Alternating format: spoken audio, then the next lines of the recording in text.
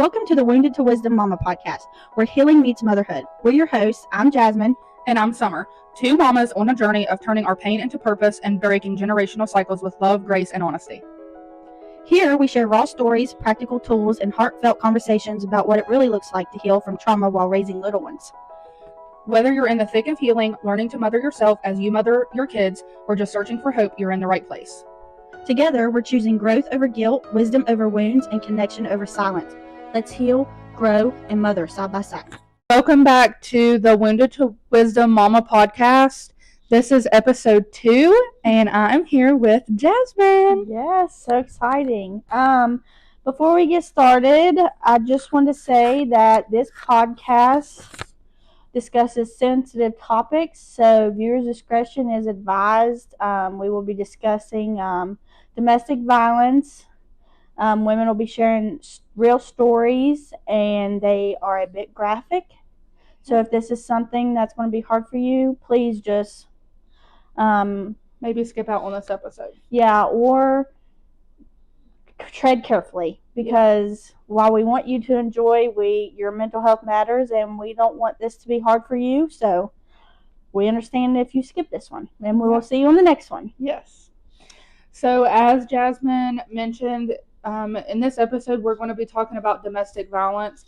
I'm sure most are aware that October is Domestic Violence Awareness Month, and Jasmine and I have several friends, several viewers, and followers on our page that unfortunately have been victims of domestic violence, and they have shared their really hard stories with us, and we are going to share them with you anonymously, of course. If this is a story that you know, please keep it anonymous, and we will not tolerate anybody reaching out to the victims and trying to figure out who it was. It's going to stay anonymous, and we hope that you respect that.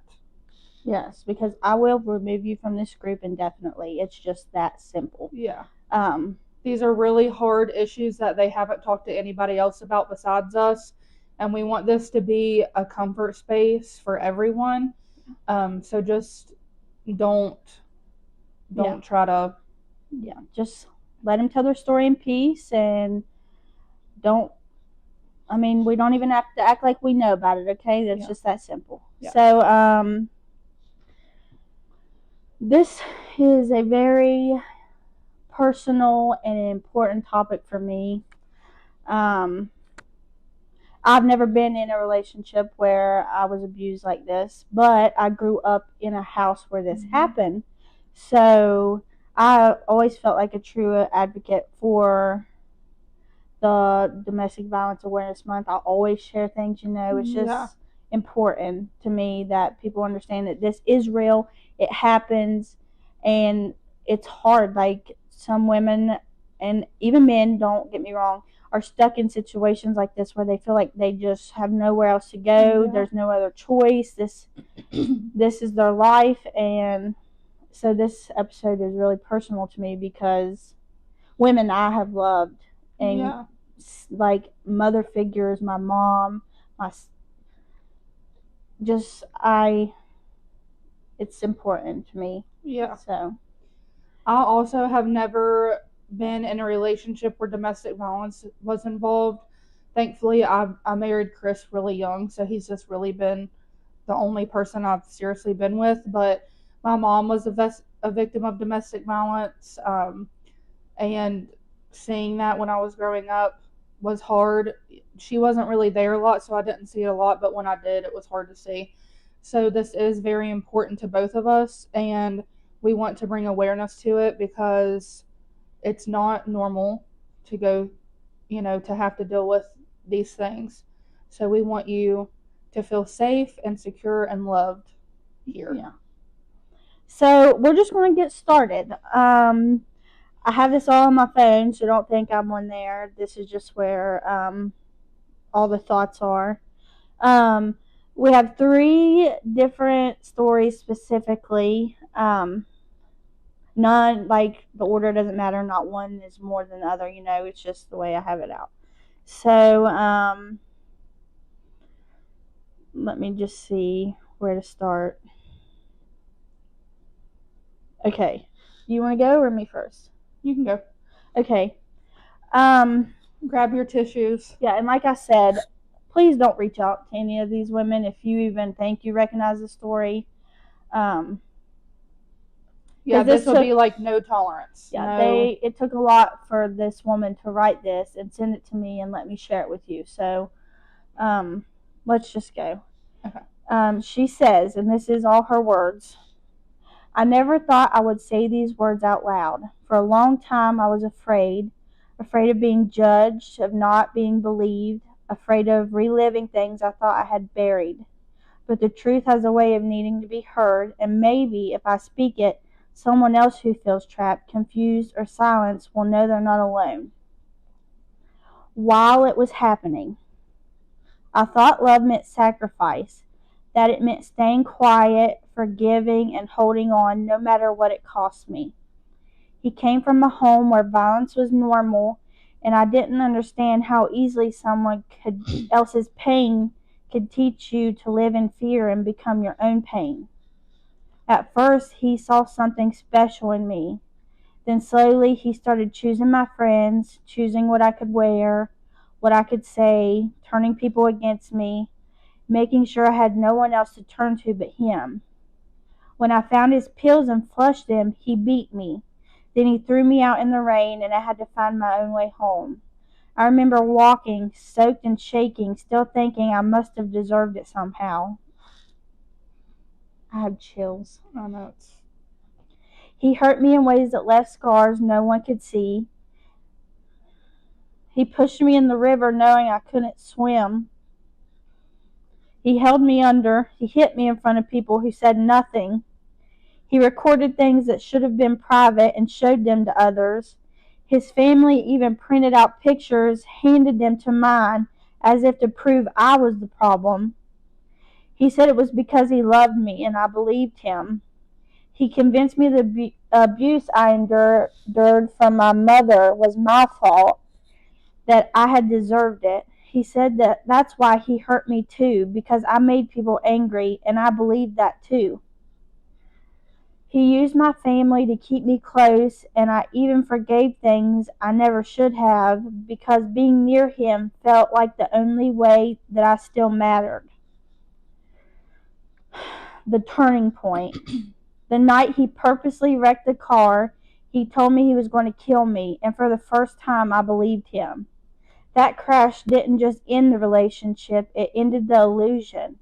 It was the first time I saw him clearly, not as someone who loved me, but someone who wanted to destroy me.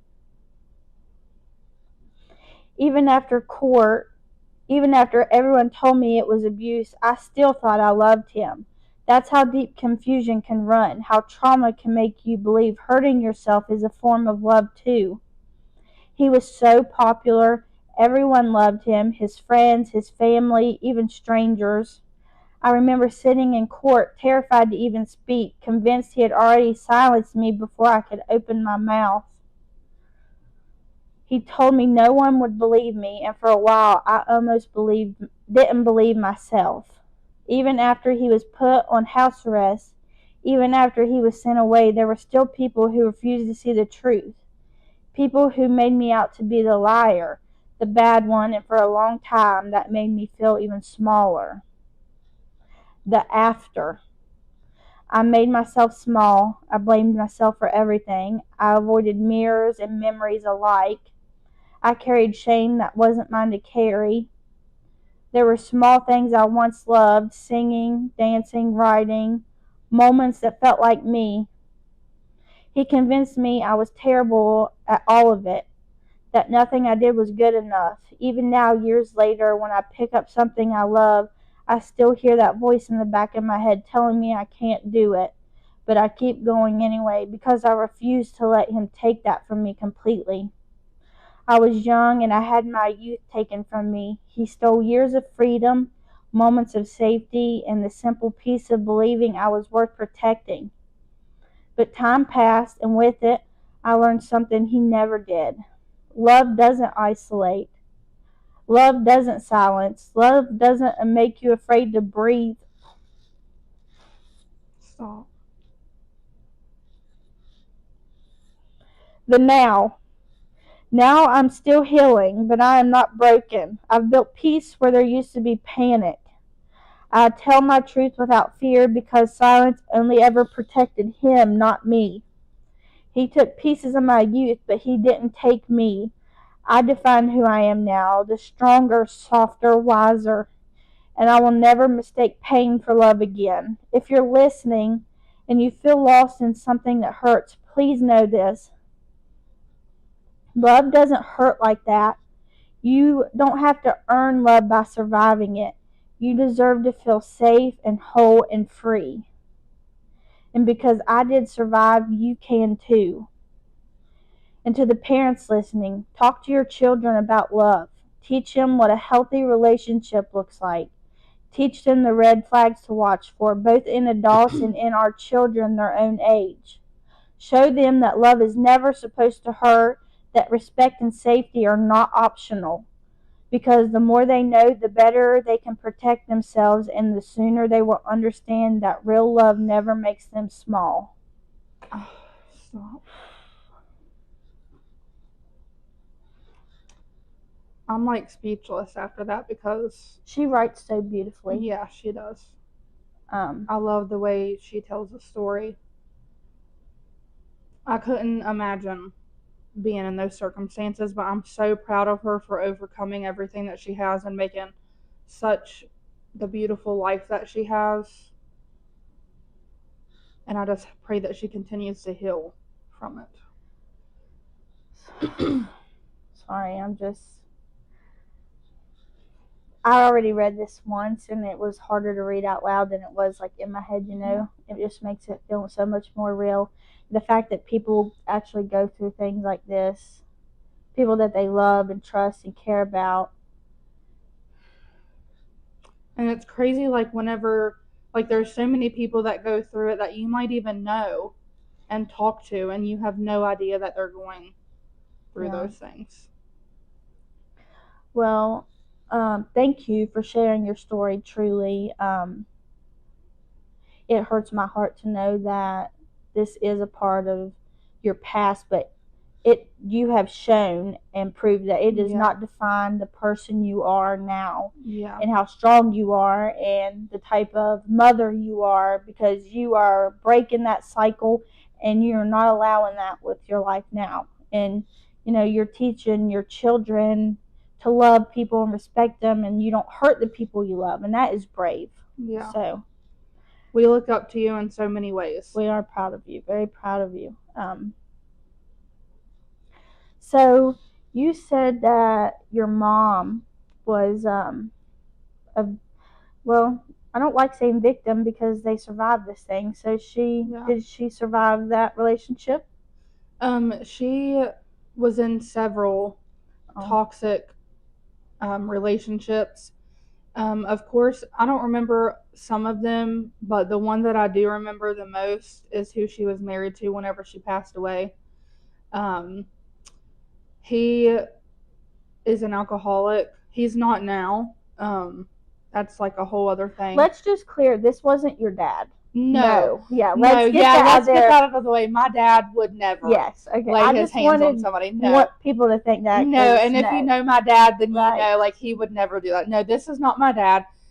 This is her husband, who she was married to and she lived in North Carolina with. He is not an alcoholic now, and he's like a totally changed person, and I thank God for that, but he used to be a completely different person. He is now a really bad alcoholic.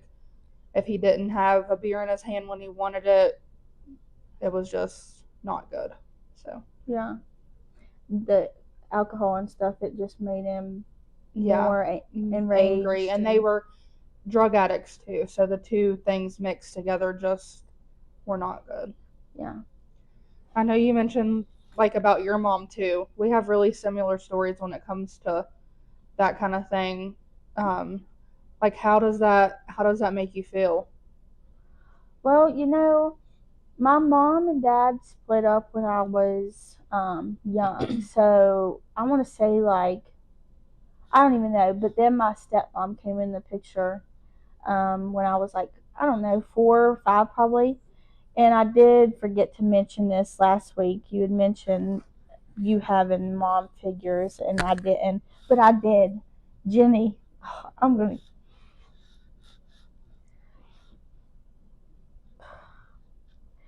Jenny is so special. Don't make me cry. I just don't even have the words to explain Jenny. Like, the last few years of our relationship were hard, and that is really the only mom I've known, so I did not want to cry in front of you guys.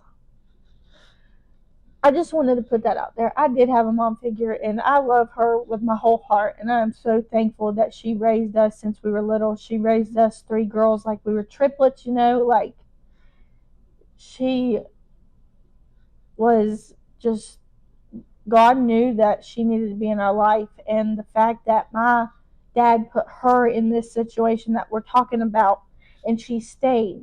Yeah. Like, she put up with it. She endured it, like, she never had a good reason enough to leave. She always stayed or came back, even though he was like this with her, because she didn't want to leave us, and she loved us because we were her kids. I mean, we might not be blood, but you raise a kid since they're a toddler, that's your kid. Yeah. So, I do remember some things about my mom being in this situation with my dad. Like, I remember having my little sister in a room away, There was a lot of times that even as a young child like that, I remember thinking, like, get the little ones away, Mm-hmm. Like, and I just remember being so scared all the time because at this point I was just so young, and I knew something wasn't right, like, this wasn't right. And obviously, I'm that small, there's nothing I can do, And then I have this one,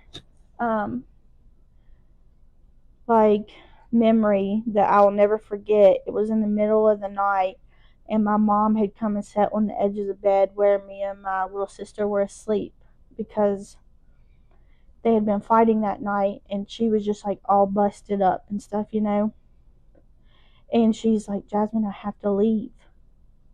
And I'm like, like a little kid, like, why is she telling me this? Like, why is she leaving, Yeah. And she did. She left. And after, like, I'm sure it was, like, there's times she had left before this stuff, but that's just the one I remember the most. I think he'd even recently, like, no, I don't even want to get into all that. It was terrible. There was blood. Like, it's just stuff that a little kid should not remember. Yeah. And she left. So then he would, like, not let her call. We weren't allowed to see her, things like that. And to me, it was just like, my mom left and never come back. And then your little brain doesn't comprehend that. All you know is, wow, my mom left and she's not coming back. Yeah, you don't know the reasons. Yeah. Like, sure, I knew something was wrong and something wasn't right that was going on, but your little brain just don't know that, And then as I got older, and things with my stepmom, I started to realize, like, this man, my dad, he's scary, and, like, it's like a light switch. He goes from just normal, like a normal calm person, to just, like, his whole demeanor changes. Yes, yeah. And it was just so fast. It was so scary. I'm not kidding. So scary. And I don't want to get in it too much. It's not my story to tell on Jenny's part, But just from, like, being the kid in that situation, I was just, even a little kid, I was afraid that he was going to kill her.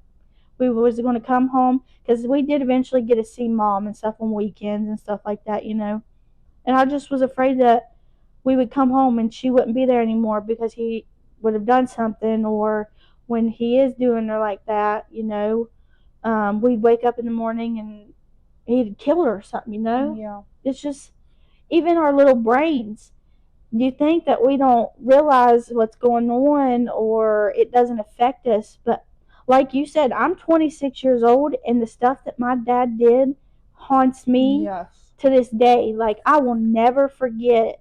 I will Yeah. never. It's a constant struggle. Yes, and it even affects my relationship with Alex. Like, you see these people, like these couples, they'll wrestle around and fight around, We can't do that. Like, sure, we'll like mess around a little bit, but the second he gets rough, I'm like triggered. I'm like, get away from me. Like, we cannot do this. I'm just like, what if he hit me? But he would never, know.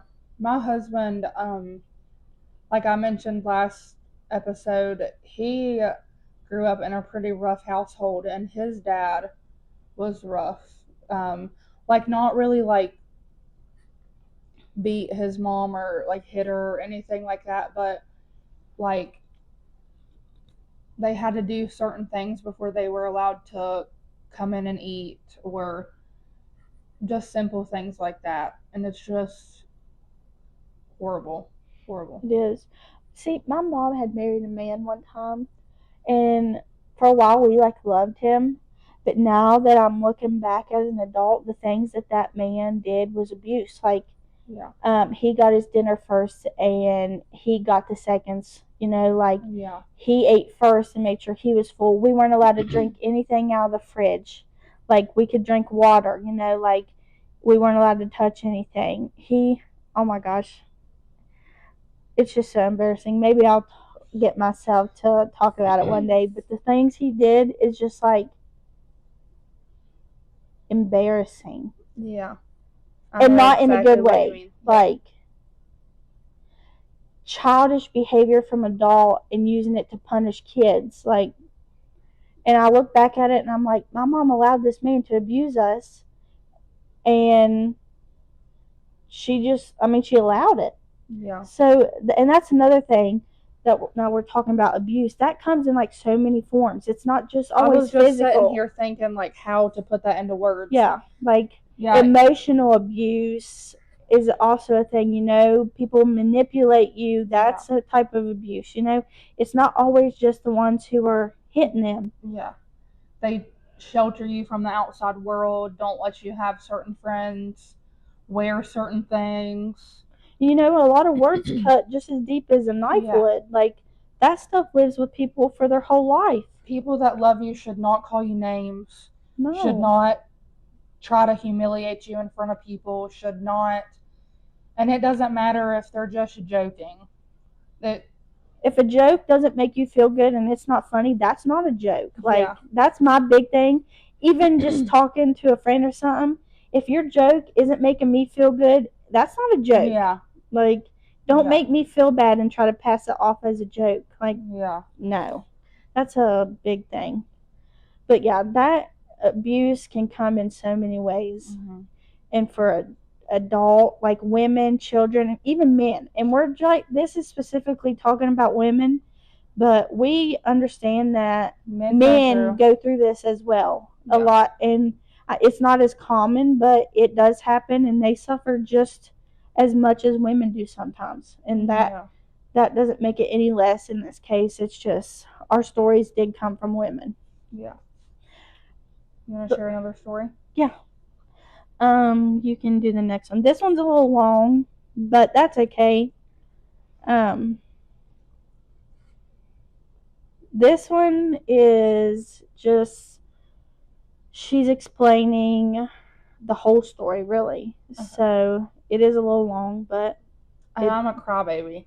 Yeah, good luck, because I was crying reading this last night. Okay. I've thought of a way to write this perfectly, but there's really no way to write a horrible story beautifully. When I was 17, I found myself in a domestic violence relationship that changed the trajectory of my life, my mental and physical health, the way I view the world, but thankfully restored my faith in God. When I was 17, I met what seemed to be the most perfect person, so sweet and kind, yes ma'am and no ma'am, door handles untouched, flowers, endless affection and love. No man starts out an abuser, and at 17 you miss the warnings. The way he hates women, all women, I thought it was beautiful. I was the exception without realizing I was far from it. I remember my parents saying they had a bad feeling that something seemed off, but he was so kind, so I ignored it. It started out small. Nothing ever starts off bad. Started with isolation. First, my friends, I spent too much time with them. So I quit doing that. I no longer went to school functions. I quit at track team, and I spent every way I had free and wasn't in school. I spent every waking second I had free and wasn't in school with him. He would always make comments about if I didn't do XYZ, he would leave me.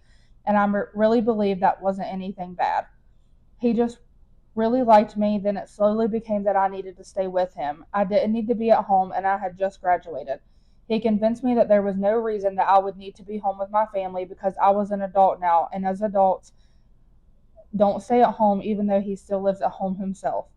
So I was hardly around my family. He then slowly started to convince me that my mom was evil, so I didn't cut communication at first, but it began to slowly fade until I was almost completely isolated and had nobody but him. Then the verbal abuse began. I was told that I wasn't his type and he was doing me a favor by being with me. I would never be a good mother, and and to this day I think about that all the time and question myself. He would tell me that I was ugly, tell me how I needed to dress, and how I could never leave him. Then my best friend finally talked me into coming home one night. I went to see her and she expressed her concerns. I played it off, but eventually I began to connect the dots.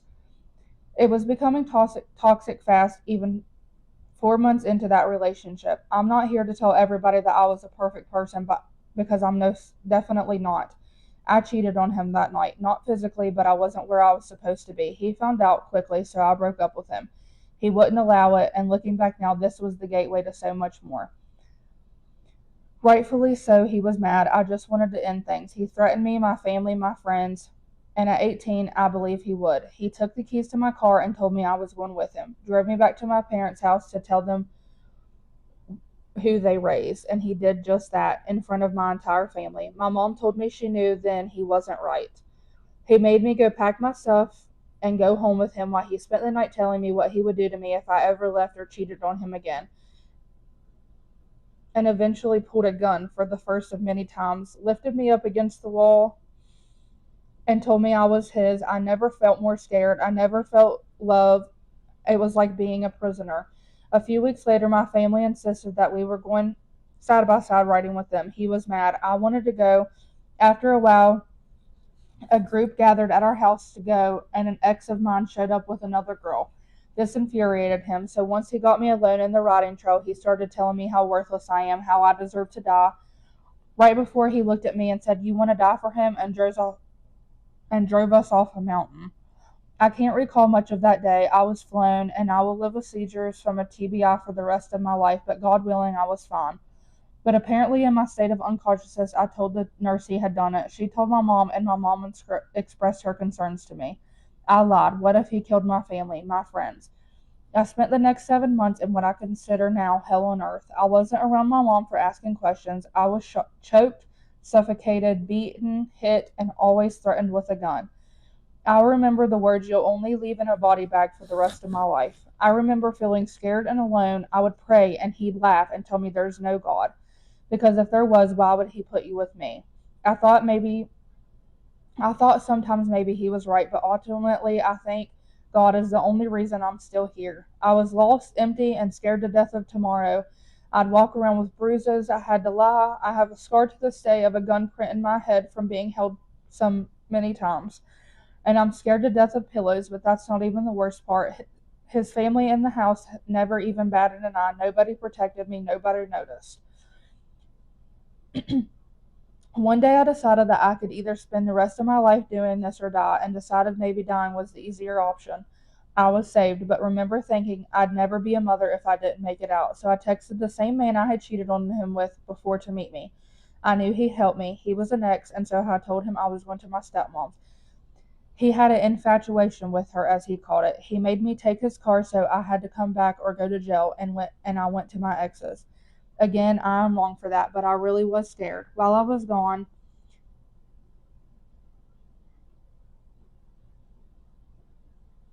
I can't with this. It's so sad. While I was gone, he asked my stepmom if I'd make it yet. Clearly I hadn't. I just talked to my ex, I told him what was going on, and we came up with a plan to get me out of there once he left for work. I never scared to leave, but always scared what he'd do if he found me, but I finally decided it was worth it to die. But what I didn't know is he'd already be there to his car, telling me who also thought I was missing he was killing me when I came back. He told my 12-year-old brother to say bye to his sister, my best friend to say bye to me. I was dead. Luckily, Mom talked him into leaving and convinced him I wasn't worth going to jail. He said he was going to work, so my best friend and I drove the car back and got all my things. As we loaded up the last little bit, he came with a gun to my head and made me beg to live in front of everyone. My best friend was my saving grace that day. She called 911. As he seen the cop cars, he'd told me he'd kill her too if he went to jail. He knew the system sucked. He knew he'd be out in hours. So I told the cops he didn't do it, let him go to save my friend, because even though nobody else did, I knew he would hurt her. Nobody knew what I had been through. He knew he would. I went inside and spent the night being beat until God came to my rescue and his dad asked me to leave. I will not lie, I was heartbroken but somehow relieved. A standoff with police and I was sad I had to go. I wouldn't lie, I went back several times. I didn't leave him alone, but I believed everything he said. I believed nobody loved me. I began to spiral. I went into psychosis for over a year. I didn't believe I need help. I began drinking. I dabbled in drugs, thankfully never became an addict. I married someone I didn't know or love to prove to him someone could love me. I watched my mental health go down the drain until eventually I found myself on the porch with a gun and pulled the trigger. It didn't go off. No reason other than God. The gun was shot after police came and it was fine. God saved me that day all over again, and ever since I have looked to him every day because he saved me for a reason. I got divorced, relapsed on alcohol, and then met my husband, the man who showed me I'm worthy and deserve to be loved. He moved me closer to God, and through God's grace gave me 2 beautiful, amazing children. I will not lie, I have my days and I think about it. I was diagnosed with PTSD in 2022. I have nightmares about things I went through. I have seizures. I fear guns. I fear pillows. But one thing he didn't take from me was my love for God. I stayed true, and with that, I want to tell girls, he does not love you. It'll never get better. I get that it's hard to leave. It's easy to stay when you're on the outside, but when you're there, it's harder than you believe. Not everyone can just leave, but I invite you all to turn to God because he took a broken woman like me and turned me into a mom and wife. I'll never be able to tell anyone the extent of the hell I went through, not even my husband. This is the tip of the iceberg, and that was all I ever wanted. He took 3 years of my life with 10 months of torture, but he no longer gets that satisfaction. I pray he finds the Lord before he meets him. I pray he fixes his mind, and I pray for everyone that is in this situation. Thank you.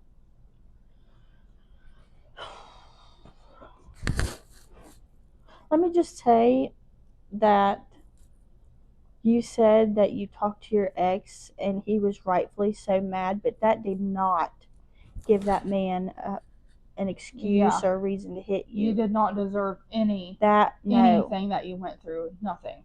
No, I don't care if you accidentally kill his doll. That is not ever a fists are not a punishment on someone you love. It's just, you did not deserve that. It was not rightfully so. No. And I don't even have any words really, because I'm just it's hard when you read it out loud, isn't it? It's different. And the fact that you pulled the trigger on that gun and you're still here with 2 beautiful babies and you're a wife. Yeah, it's just inspiring, truly, because you went through so much and you come out on the other side. You have these kids. We see how hard you want them to be good as when they get adults, become adults. You want to guide them the right way. Woo! Something scared me. Oh my gosh, something fell. But anyway, sorry. We see that you want God to have an influence on you and your family, and even after all the bad thing that's happened, that is it just shows true faith. Yeah. So we've talked about how I was the child in this situation that these women have been in, and I know how I felt during these situations where the abuse was happening, and while I could say a lot about that, this isn't about me. I always wondered what went through like my mom or my stepmom's head while this is happening, knowing that we were in the house. Yeah. So this next story, the last two have been about young women before they were mothers and stuff, but this story is about a woman with 2 children that were in this situation. And like we were talking earlier, you just can't imagine what it would be like to be in that situation as a mom. No. Wanting to protect them and stuff, and knowing you can't just get away. So, this one will be more of like a question and answer. I asked her a few questions, and she answered. We thought this would be the best way. She was willing to come on and show her face and tell this whole story, but this just protects her, her kids, us, and this was just the best way to go about it. Yeah. So, the first question was, what was it like in the beginning? Did you ever imagine he'd end up like this? She said, so in the beginning, our relationship was great. We got along good. It was just like any other relationship. And I absolutely would have never imagined he'd end up being the way he was. It actually still breaks my heart to this day to know that he is the way he is, and now the boys have no relationship with him at all. So a lot of these relationships start out like perfect. Yeah. Like they don't see any like a signs. fairy tale. Yeah, like you would never imagine it would end this way. Yeah. So I can see why it would be so hard to leave, because it was so good at one point, right? And then you become attached. Yeah. And you think that the behavior is right or justified. Yeah, so when they're like, I promise I won't do it again, you believe them, right? Yeah. Like, because they've never done this before. I can understand, like, why this would be a trap, you know? Yeah. I hate this. So question number 2 was, when he was being like that, what would go through your head? And she says, this question has me choked up. So it was hard for her to answer. She said, I would literally think to myself, why? And what did I do to deserve this? Why do I keep doing this? And why do I keep living this horrible life? The next question was, so you're a mom. When he was like this, where were the kids and what went through your head about them? And she said, they were with me. They seen it all. He didn't care if they were in the room. He didn't care who was around when he was like that. And the boys at the time, they didn't know what was going on. They didn't know why he was acting the way he did. But now, listening to my oldest say, Mom, thank God I wasn't the size I am now, because that would have never happened.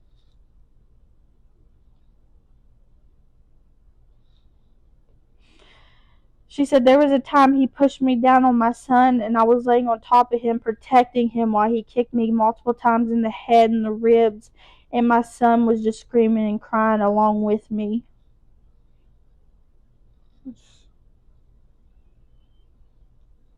If that's not like a mother's love, Yeah. And I have no doubt that she would have laid there and died to protect that boy. Yeah, for sure. Because that's just who she is. No doubt. You want me to read the next one?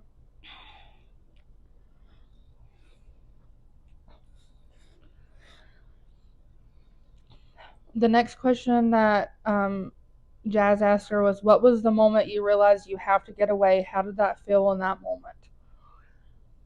The moment I realized it was time to get away was the day I was at a friend's house and he showed up there and was screaming and yelling at me, and I was really embarrassed. I went out and got in my car, and he chased me all the way up the holler that we lived in, trying to hit my car and everything. I finally thought I got away from him. I went to turn around, and out of nowhere, he showed up, and he got out of his truck and was screaming like I had never seen him act like this before. He was no joke, foaming at the mouth, and he got in the back of his pants and pulled his gun out and held it to my head, and I cried, begging him, just please go, please, just give me the divorce that I want. And then finally, just like the light was flipped, and he looked at me and he said, that is what you want? And I said, absolutely, go to the house, get your things, and don't come back. And he done exactly what I told him to do. He went and got his things, and he left, and he never came back. He did after that. He never came back to our house. That the voicemails, the text messages that I got from him was just as bad as him being there. And it was like a year after he left when I finally had the nerve to go and file for divorce. It was honestly the most horrifying thing. When he left, I was absolutely paranoid. I didn't know what he would have tried to do to us. I never really went alone anywhere.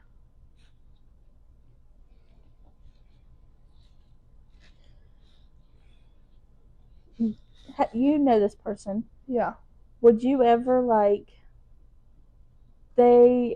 she's just like such a strong person, she's sassy and has the attitude, we just love her, but you would never know that she went through something so horrible like this, And just somebody who absolutely does not deserve something like that at all. The next question was, how is your life and your relationship now after being in that kind of situation? Does it affect your marriage and how you respond to things? And she says, life now is what I always dreamed for it to be. It's the life I prayed for.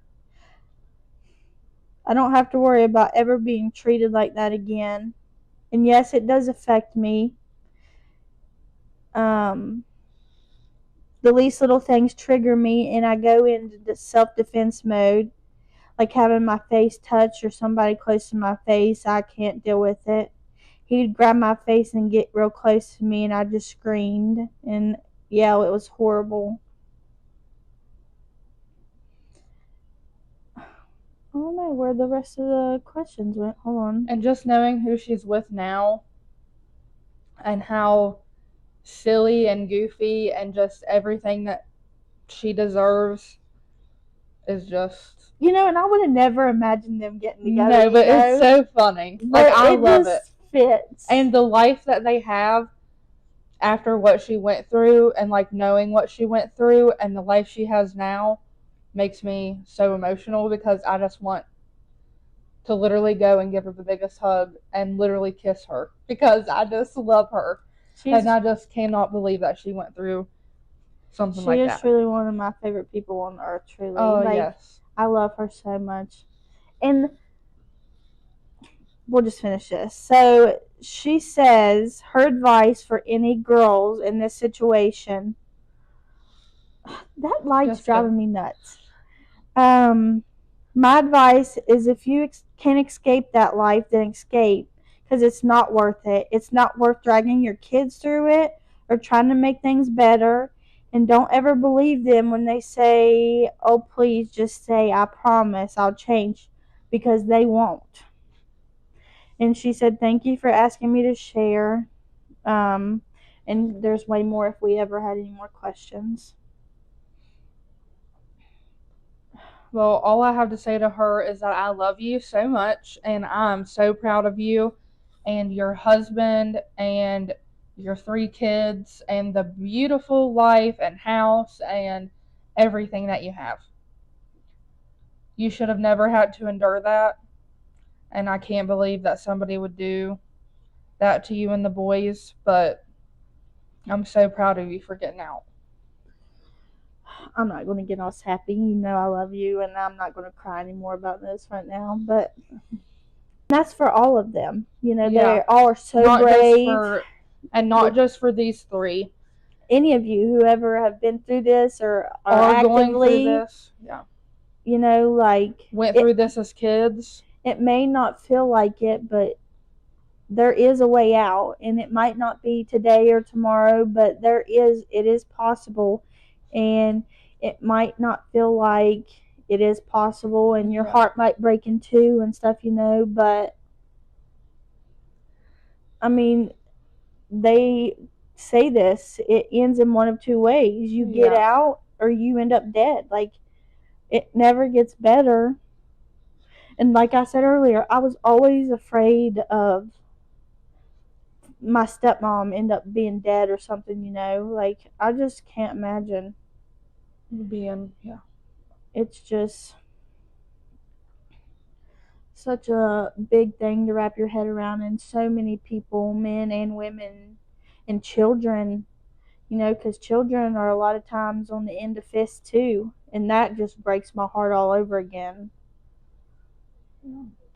So we're going to wrap that up in honor of Domestic Violence Awareness Month. Us here at Wounded to Wisdom Mama Podcast, we see you, we care about you, we want to see you live, and we see how strong you are. And if anyone ever wants to share their story, we can always revisit this, and the ones who did, thank you. Yes, of course. Yes. So, off of the heavy stuff, we decided to do a little segment on our podcast about small businesses. Yes. And this week, Rise and Grind Cafe was the winner. So, Rise and Grind Cafe is a locally owned bakery / coffee shop in Pinch. Yeah. It is owned by Sarah and Stephen Hokum. They started out in their home, and then they got to open up in a building in Pinch. It is the cutest coffee shop I've ever never been seen, to. But I see about it. It is so cute. Pinch. And I love Sarah and Stephen. I love Sarah and Stephen. I've known them for as long as I can remember. Their baked goods are literally heaven sent, but their strawberry and cream frappuccino, It's just to where the money's find at. the pictures of their items. And they started making paninis. So I haven't got to try one yet, but I will be. M&M cookies, pumpkin cream cheese muffins, Yes. coffee cake muffins, blueberry Pop-Tart bars, pumpkin streusel muffins, holler hot melt. Oh, that looks good. It's some kind of melt. Oh, it's a panini. Snickerdoodle cookies. These things look good. Yeah. Look at this coffee cake muffin. They can't see that far. So we will tag their business down below in the comments and make sure that you check them out. I want to say that they're doing something special this week, maybe, because it was just their anniversary. But they they change their baked goods out daily, weekly, and you just have to try. We'll have to go sometime. I've never been. Oh, I love it. Yes. Their cheesecake, I forgot about their cheesecake. They make homemade cheesecake, and it literally looks like. I love cheesecake, Me especially too. with strawberry. Yeah. Mm. They make some good ones. So we'll put it in the comments below. Next week is our super special podcast episode with Bleep Bleep. Yes, we can't wait for her to be on here with you. That's also sorry. You better just buy tissues because it's also going to be a hard episode. But we're so excited to have her. We're excited for her to share her story, and just to show you that even years later, trauma like this sticks with you, but she has pushed through. God is very important in her family's life, and we're excited for her to share that with you. It's going to be so special. Yeah. I can't wait to just see her and get a hug because she just has the best hugs. When I told Alex, he was like, "She's coming here," and I was like, "Yes," because they went to church together his whole life, just down the road. So we love them and her husband, and I remember her kids being way smaller. Yeah. I can't believe how big. I can't believe they're I can't say her name, but I cannot believe she's in high school. I know. And her boys are graduated. I'm just this is insane. I know.